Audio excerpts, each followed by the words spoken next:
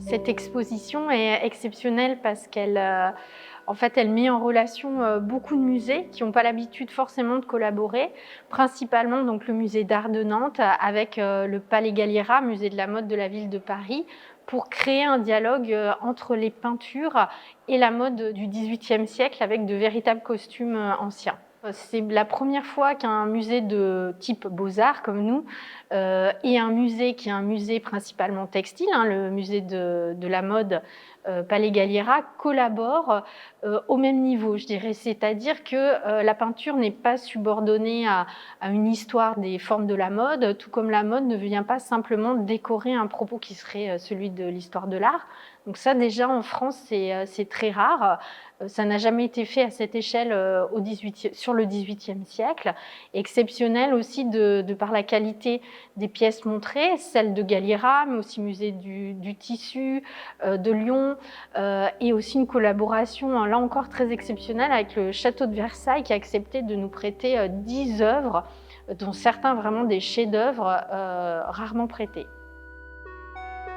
On me demande mes coups de cœur, c'est difficile parce qu'on a bénéficié d'une extrême générosité des musées prêteurs en France et en Europe,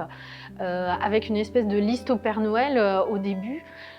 ou avec une vingtaine de pièces très exceptionnelles, et je pense en avoir une ou deux et je les ai quasiment toutes eues. Donc choisir, c'est très difficile. C'est vrai que un de mes grands coups de cœur, c'est d'avoir pu réunir un tableau qui est iconique, qui représente la Polignac, la favorite de Marie-Antoinette, par Vigée Lebrun, et qui est en robe peignoir, une robe blanche de mousseline, et qui annonce justement cette mode à la fin du XVIIIe pour le blanc, le naturel. Et en parallèle, dans la même salle, une robe qu'on appelle une robe chemise du musée de la toile de Jouy,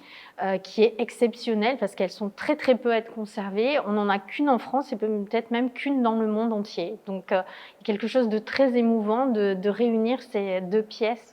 dans la même salle.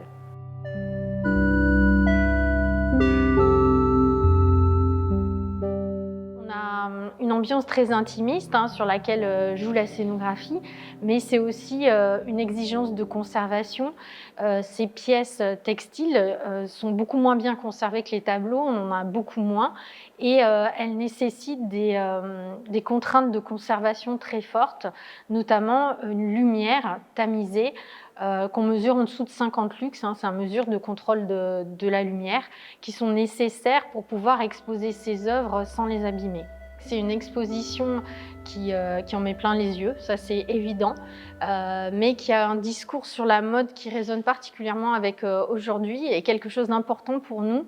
de ne pas croire que cette exposition est réservée aux femmes, parce que c'est souvent ce qu'on entend. Il y a quand même de très beaux costumes masculins, et un discours au XVIIIe justement qui est très peu genré sur la mode, et je trouve qu'il résonne particulièrement bien avec des problématiques contemporaines autour de la mode justement.